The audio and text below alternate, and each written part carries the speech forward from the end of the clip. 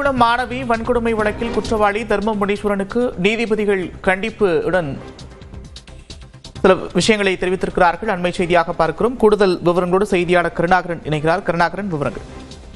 நந்தா, அதாவது விளாத்திக்குளம் +2 மாணவி பாலியல் வன்கொடுமை செய்து கொலை செய்யப்பட்ட வழக்கில் குற்றவாளி தர்ம முனீஸ்வரனுக்கு இரட்டை தூக்கு தண்டனை விதித்து தூத்துக்குடி மாவட்ட போக்சோ நீதிமன்றம் கடந்த மாதம் உத்தரவிட்டிருந்தது.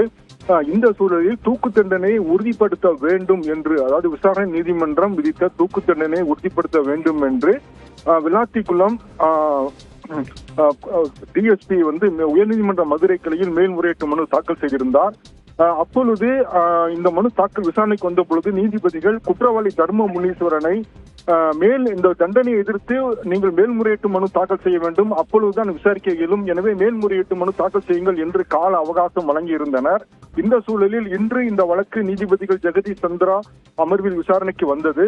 அப்பொழுது தர்ம முனீஸ்வரன் தரப்பு வழக்கறிஞர் கூறுகையில் தற்பொழுதுதான் அந்த தண்டனை குறித்த உரிய ஆவணங்கள் கிடைத்துள்ளது, எனவே மேல்முறையீட்டு மனு தாக்கல் செய்ய 4 வார கால அவகாசம் வேண்டும் என்று வாதிட்டார். அப்பொழுது மறுத்த நீதிபதிகள் மேல்முறையீட்டு மனு தாக்கல் செய்ய 4 வார காலம் அவகாசம் வழங்க இயலாது, 2 வார காலத்திற்குள் மேல்முறையீட்டு மனுவை தாக்கல் செய்ய வேண்டும், அதே நேரத்தில் அடுத்த வாரம் வழக்கை ஒத்திவைக்கிறோம், அப்பொழுது இந்த வழக்கின் மேல்முறையீட்டினுடைய வழக்கின் நிலை என்ன என்பது குறித்து தெரிவிக்க வேண்டும் என்று கண்டிப்புடன் கூறிய நீதிபதிகள் வழக்கு விசாரணையை ஜூலை 6ஆம் தேதி ஒத்திவைத்து உத்தரவிட்டனர். நந்தா, நன்றி கருணாகரன், விவரங்கள்.